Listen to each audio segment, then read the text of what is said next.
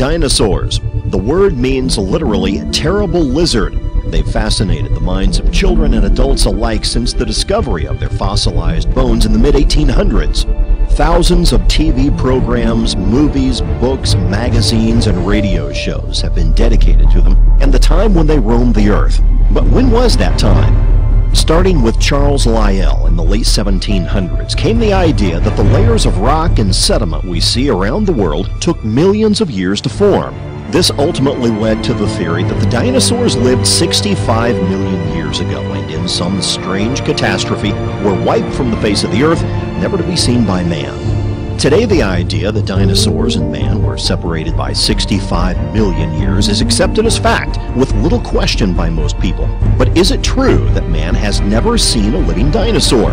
What does the fossil record say? Does the fossil record give us evidence of man and dinosaur living contemporaneously? And if there was such evidence, what would be done with it, and how would today's academia respond? Join us now as we journey on an adventure, digging into the past, exploring the present, and uncovering the truth about dinosaurs, man, and their footprints in stone.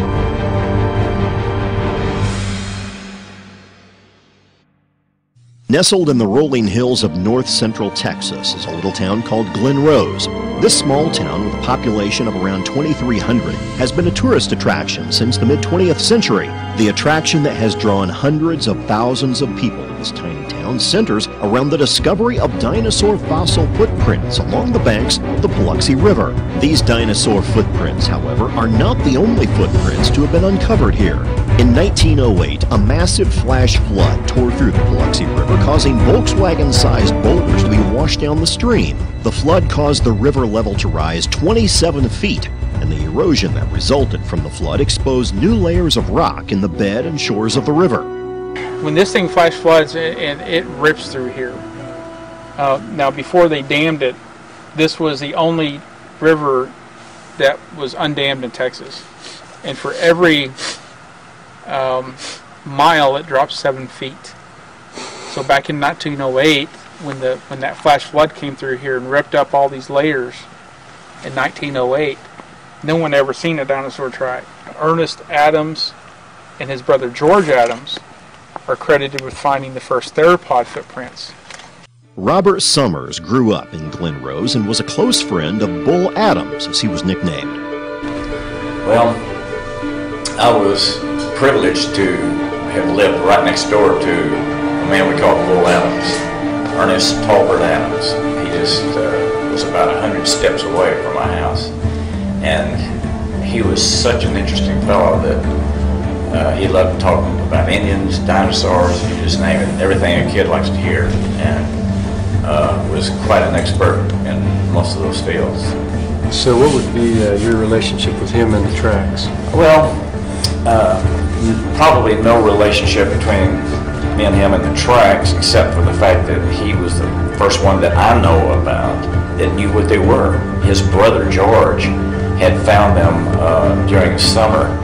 He was just kicking around rocks up a creek here in town. Bull Adams was friends with another resident named Charlie Moss, and in 1909, on one of their numerous swimming excursions in the Bibliski River, Bull showed Charlie Moss another set of tracks. He referred to them as giant man tracks. At least 15 local people testified to seeing the same set of tracks in that area, which became known as the Fourth Crossing Tracks. Moss said about the tracks, they were so plain that you could see where he was walking, and then he got up on the balls of his feet and commenced to run. But it was Charlie Moss who discovered the first human footprints when he came back from the war, was recuperating in his hometown. First human footprints among dinosaur footprints after a spring flood had ripped up the ledge. Well, Bull Adams examined them, and Bull Adams, the scholar, Oxford scholar, who grew up here as well, thought that actually, since he was an anthropologist, he felt that the earliest evidence of man was at Glen Rose. Emmett McFall, another local resident of Glen Rose who owned property adjacent to the Bibliski River, claimed to have first seen the giant man tracks in 1923 when he was 28 years old. What do you remember about your grandfather Emmett and what he found and saw? Well, of course, personally, I first remember in the 50s, in the early 50s when I was a young boy, but he bought this place in 1929. And just a year or two after he bought it, they had a big flood, and he'd uncovered some of the tracks that are visible today. But Emmett McFall, when we went to his house, it was the most unusual house, I guess it's still over there, and he had some of the tracks around a tree. He's the one that, he and Cecil Doherty, the one that told me where they were. And then I take field trips every year. When the stock market crashed in 1929, the Great Depression hit, and many people did just about anything they could imagine to earn money. Several local residents, like Jim Riles and his wife, took up the side occupation of chiseling dinosaur tracks out of the riverbed and selling them to tourists. During the 30s, he had a man that worked for him that lived here on the place named Jim Riles, and Jim dug out what we call human tracks and dinosaur tracks, and they sold them to different people. To the residents of Glen Rose, Texas, the idea of man and dinosaurs living together was not so strange. Before the 1930s, the theory of evolution had not become widespread throughout the public education system. As a result, the residents in and around Glen Rose thought nothing of these giant human footprints in stone.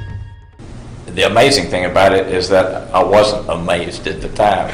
And we were looking at these tracks, and I walked over to the side and I said, well, they must have been playing with the kids down here, because here's some boy or man tracks right alongside of them, but I didn't think anything about it. And until much, much later, found out the significance of man tracks with dinosaurs. I didn't have a problem with that. And until I started learning some of the things they were teaching in schools, that man came along a long time after the dinosaurs, supposedly. A very clear and pristine human track was extracted by Riles and then sold to a Dr. Cook in Cleburne, Texas. Well, I guess that was in the 30s, or it might have been in the 40s. He dug out a real good one that he sold to, he was a doctor, an MD over in Cleburne in Johnston County, and it was perfect. I never seen the actual track. My dad and my granddad did, but I seen pictures of it. But it had just perfect 5 toes, arched the foot, healed just like we have today if we was to step in mud, and then the mud would harden, and form. I mean, it was perfect. Thousands of people claim to have seen this track, which was on display on the wall of the Cook Medical Clinic. Unfortunately, upon Dr. Cook's death, it is believed by his son that the track was stolen and is still missing to this day. In the late 1930s, early fossil hunter Roland T. Byrd came to Glen Rose looking for fossils and dinosaur tracks. His initial interest in Glen Rose was sparked by a set of fossilized human footprints he saw on display in a small Arizona trading post. Byrd was quoted as saying this in Natural History magazine, quote, "Yes, they apparently are real enough. Real as the rock could be. The strangest things of their kind I have ever seen. On the surface of each was displayed the near likeness of a human foot, perfect in every detail, but each imprint was 15 inches long."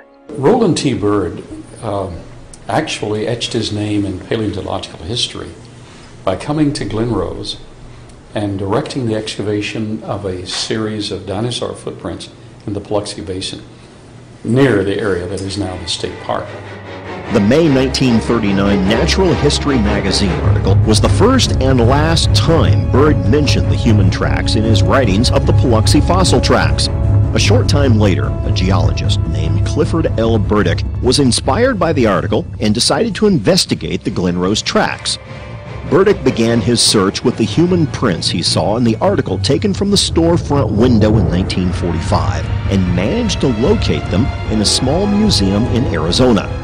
Now later in 1950, he published a short article entitled "When Giants Roamed the Earth, Their Fossil Footprints Still Visible," in the Seventh-day Adventist periodical Signs of the Times. Burdick continued to research and document the tracks throughout his lifetime, and multiple footprints, both dinosaur and human, were found and extracted from the riverbed. The primary reason they were extracted was because when exposed to the weather, they were subject to serious erosion due to the carbonic acid that built up on them. They would be preserved if extracted. You see, erosional factors are at play. Weatherizing the flow of the river. And when the river gets dry, carbonic acid actually eats into the rock.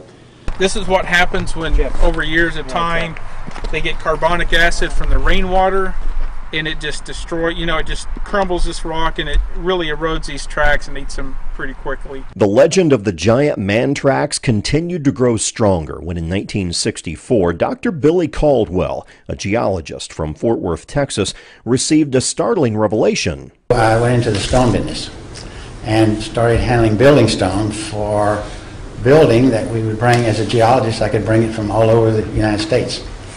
And one day in 1964-65, one of my stone suppliers from Glen Rose, his name was Bill Osborne, he came in with a pickup truck, and the back of the truck said, "I want to show you something." And the back of the truck was a piece of Glen Rose limestone. I could still see the fossils in it. It was about 4 foot by 4 foot, and it had a perfect human print in it. And I saw there was no differential weathering across and down in the track and up. It was the same weathering all the way across. There wasn't any indication of carving. It was a perfect looking print, and I said to Bill, "Where'd you get that?" And he said, "In the middle of the Biloxi River. It's been kind of slow, so we got out there with a cold chisel, and we spent a week cold chiseling this off." It was 4 to 6 inches thick, and so it weighed hundreds of pounds. And then he told me one day, well, I said, "That is a really miraculous thing." And I asked him one day what he's going to do with it. He said, "I've had an offer, I think, of $800 from a man in Houston." So I said, "Well, I sure would like to have a casting of that if you're going to sell it." And so he made me a concrete cast. And that original casting is here in the museum. The concrete one. It was pretty heavy. The real print that Bill Osborne sold was last seen at the 1965 New York World's Fair. It has never been seen since. Possibly, like the Cook Medical Clinic print and artifacts that counter the evolutionary belief system, it was bought up and hidden away or possibly destroyed. The last scene of Raiders of the Lost Ark, where they're there, the storage area where they've hidden the Ark, that picture of we have good men working on it, it's hidden, and that's a pretty real depiction. I think they hide more things than they show, and we've run into that several times. In the late 1960s, the Reverend Stanley Taylor from Peoria, Illinois, heard about the human tracks through the writings of Clifford Burdick and went to Glen Rose to investigate for himself. He conducted numerous interviews with old-timers, shot 16mm film, and even extended the existing human footprint trails by excavating the overburden along the bank of the river.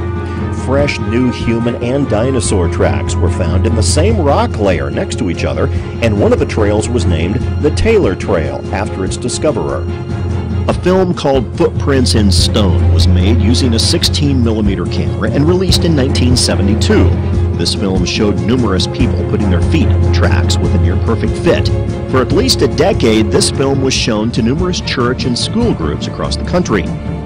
I became acquainted with the footprints down here in 1972.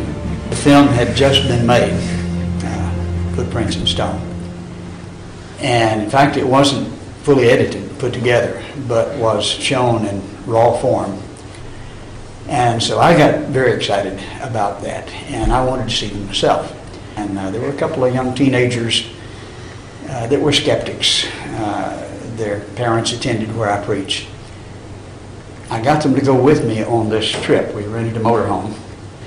I got to see the footprints, and they got to walk in them and stick their feet in them and feel that they fit. And they became devout Christians as a result of that. I saw the effect, and I believe this was very good evidence. By late 1989, erosion had taken a considerable toll on the Taylor Trail, but at least 3 of the tracks within the trail still displayed clear human footprint features.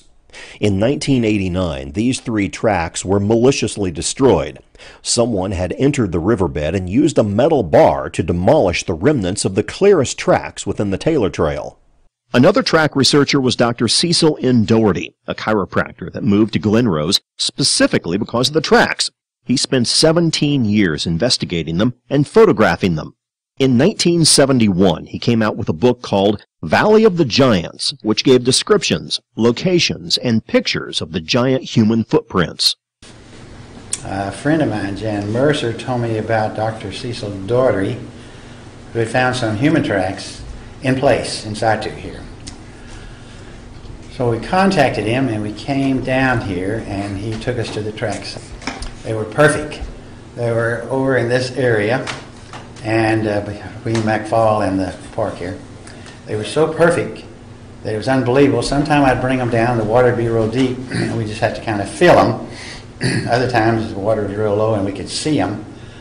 And there was 2 or 3 perfect tracks there. Carl Baugh came to Glen Rose in 1981 to excavate some of the dinosaur tracks. Dr. Baugh was a Christian but believed in evolutionary theory and cleaved to the idea that man and dinosaur were separated by 65 million years of time, and so was not expecting to discover the shocking revelation that changed his paradigm. So I finally came to Glen Rose. I was completing the master's in archaeology. I had referred to the possibility that there were human footprints among dinosaur footprints. So my mentor, Dr. Clifford Wilson, said, if you're going to refer to that, I'm assigning you an actual excavation. You'll need to go to Glen Rose and perform an actual excavation. So I got volunteers and did. At that point, I still personally held to the long ages. I accommodated the dinosaurs in the Mesozoic era of the past, and I felt that there was some substantiation to the geologic column. And then I came to Glen Rose, performed the excavation, and to my absolute amazement, after excavating 19 dinosaur footprints, at the end of that slab, as I excavated through the clay, there was not only a dinosaur footprint, but 17.5 inches from the dinosaur footprint, there was a 16-inch human footprint. Now that blew my mind, because my paradigm didn't accept that. In 1984, Dr. Baugh obtained another print from the Paluxy through Clifford Burdick, a geologist from Tucson, Arizona. Clifford Burdick, geologist, actually bought 2 prints way back in probably the 1950s in Arizona. He sent one to an Adventist college in the east. They sectioned it, and the laminations were not all that clear. He kept the other. I was able to get the other from him in the 1980s. It was part of his treasure. I was able to get it from him, to purchase it. That came from Paluxy? It came from the Paluxy. It came from the area on 67 where the bridge crosses 67. And it was excavated there. Okay. As they were building the bridge, cut it for the bridge. The most recent human footprint finding from the Paluxy River was in 2002. A resident of Stephenville, Texas, and amateur fossil hunter Albus Delk was walking along a tributary of the Paluxy River when he came across a fairly large fossilized rock with a dinosaur footprint in it. The rock was lodged between several other rocks, and after about 45 minutes of work, he was able to get the slab loose. He took it home and stored it with the rest of his other fossil findings that he had accumulated through the years. The rock remained uncleaned and stored in his collection until 2008, when he decided to sell some of his fossils. In preparation for selling the rock fossils, he took a soft brush and started to clean the dust and dirt off the slab when it revealed an amazing discovery. Within the tip of the dinosaur footprint was the outline and shape of a human foot. The rock clearly displayed all 5 toes, instep, and heel partially penetrated by a 3-toed theropod type of dinosaur. Here we have a human footprint, 11.5 inches in length, same length as the O.W. Willett print. This was discovered by Alvis Delk. Human footprint stepping first. Stepping on and intruding into the human footprint is an Acrocanthosaurus dinosaur footprint. Notice some of the mud was consolidated in the human footprint, and the dinosaur actually pushed it up into the human footprint as he moved forward. Spiral CAT scan technology has been applied in 2 certified laboratories and has found that under the human track, around it, under and around the dinosaur track, we have the same compression density. So it is genuine. Another significant footprint that Dr. Baugh obtained in 2010 was the O.W. Willett print, which was carved out of a limestone ledge along the banks of the Paluxy River in the 1950s at a location along the river where the current Dinosaur Valley State Park is located. Willett's family was in possession of the print for 60 years and finally decided to sell it to Dr. Baugh's museum. Retired park rangers have told people that they used to have yellow paint sprayed around the human tracks and would point them out to the public when they came to visit. But after evolution became popular in the 1970s, they were forced to tell the public that there were no human tracks in the park. When we investigated Dinosaur Valley State Park, we were told by the park interpreter that there were no human tracks in the park. You're not going to ask me anything about man tracks? If you do not want us to ask I you do anything not about want man to tracks, talk about man tracks. That sounds that's fine. Then we will not. Okay. Then we won't ask you those questions. Okay. Because there's none in the park. Dinosaur Valley State Park was going to have a grand opening on that weekend, and that there was going to be dinosaur footprints and that kind of stuff. And so we decided, let's go check it out. So we go there. There were signs that were pointing to the different tracks and the different dinosaur tracks and to the human footprints. And the dinosaur tracks on the signs were yellow with black letters. And they said the names of the dinosaurs that made those tracks. On the human footprints, on the big ones, there was a sign that was pointing to one of the big ones, and it said caveman tracks. So I got down, and because that really caught my attention, and I put my hand and started feeling that human track, that big one. And I'd never ever heard of such a thing. And I saw the sign, caveman tracks, and that got my attention. So time went on, a few years. One day I was reading in Genesis. And I read, I think it's in Genesis chapter 6, where the Bible says that right before the flood that there was giants on earth. And right when I read that, it was like a slide, like a picture in my head. I remember that footprint that I had seen about 12 years before that. There at Dinosaur Valley State Park.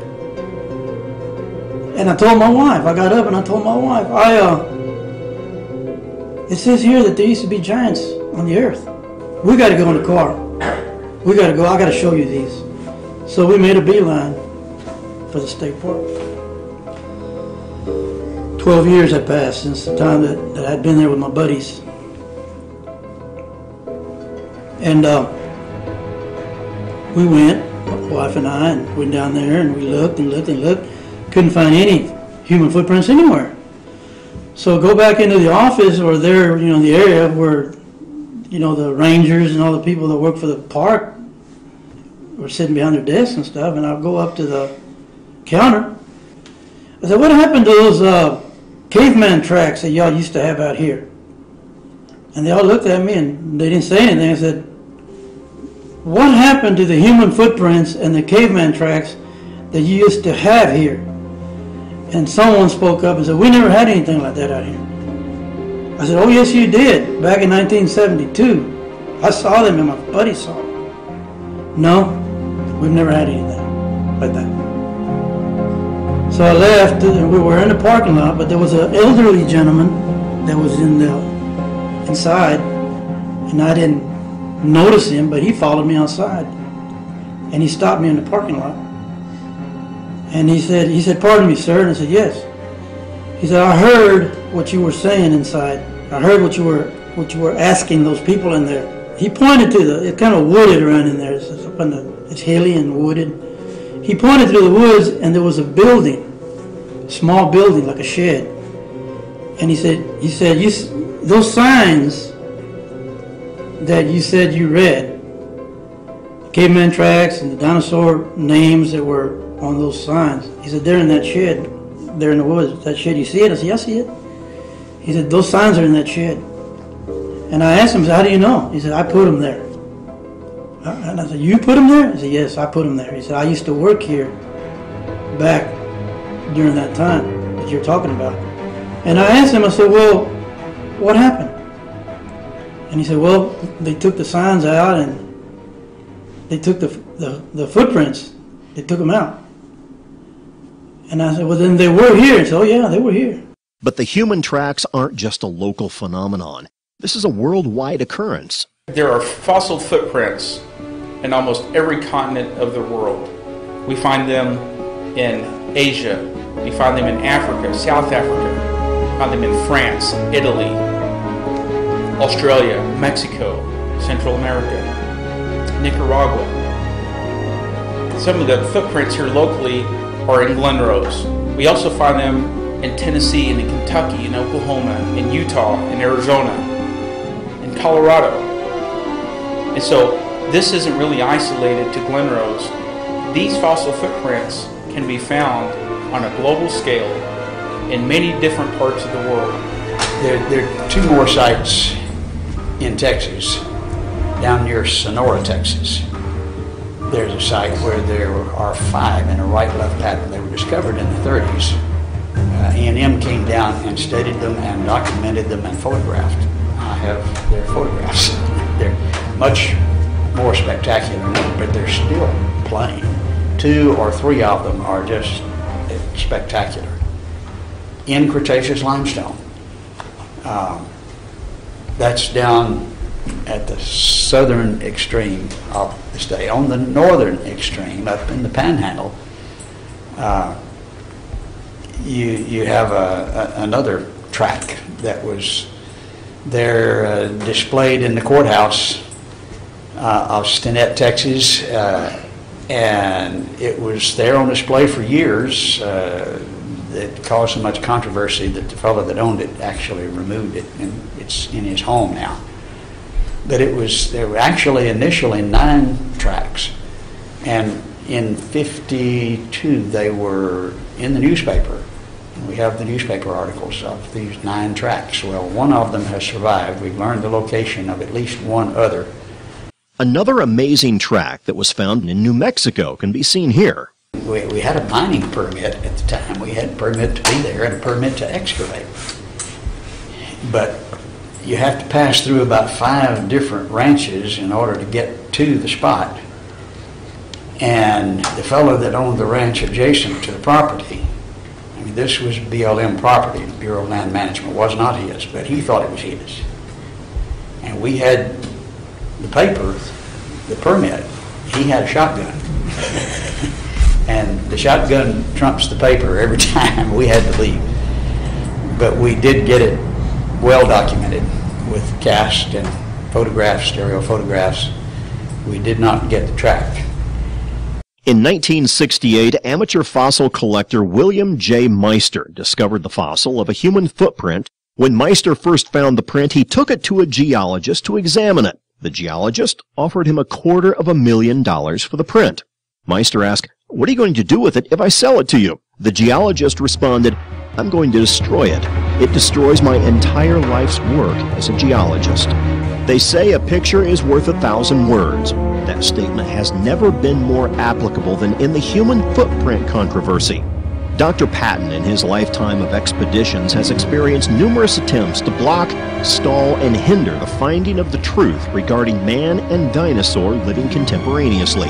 When you're messing both with their science and their religion, naturalistic religion, you really raise the ire, and the viciousness is more than is imaginable. You kind of get used to it. You try to work with it and avoid it, but it doesn't surprise and it doesn't deter. This evidence of fossil footprints in stone puts to rest the idea that man and dinosaurs were separated by 65 million years and supports the biblical model of creation. Evolution is a bankrupt theory. However, its defenders, which include humanistic academia and the establishment media, are prepared to defend it to the bitter end. Over the past 200 years, the battle to remove God from the hearts and minds of men has raged on, and many proponents of evolution have used this theory in an attempt to undermine the authority of the Word of God. Any evidence in support of a biblical model of creation, no matter how convincing, will continue to be opposed in support of evolution because of the implications of having the Bible shown to be correct. But what are the implications of the foundational battle of creation versus evolution? Either we arrived by a naturalistic evolutionary progression, or we arrived by special creation. In every major university around the world, in the philosophy department, the four great questions of life are taught, or they're asked. They're never answered. Those four great questions are, who am I? Where did I come from? What's my purpose here, and where am I going? Who am I if evolution is true? Nobody. Where did I come from? Came from a rock. What's my purpose? I'm fertilizer for the future. Where am I going? Nowhere. If evolution is true, this is it. But some creationists hold to evolution and say, well, this is how God did it. If God did it that way, but said he did it otherwise, you can't trust him. You're not going anywhere. If evolution is true. And leading evolutionists have admitted, laughingly, some of you Christians hold to evolution and you think you're being academic. They're incompatible. It's one way or the other, and they laugh and admit it. So, the other alternative. What if creation is true? If creation is true, who am I? I am an individual originally made in the image of God. Even though I'm really scarred, and I've not lived up to that image as I should have, originally I was made in the image of God. If creation is true, who am I? That's who I am. Where did I come from? I came from his direct hand of special creation through Adam and Eve. What's my purpose here? My purpose is first of all to know him, privilege to know him, and then to represent him, to be his ambassador, to speak for him. And the fourth question, where am I going after this is over? I'm going home to be with him for all eternity. For God inhabits eternity.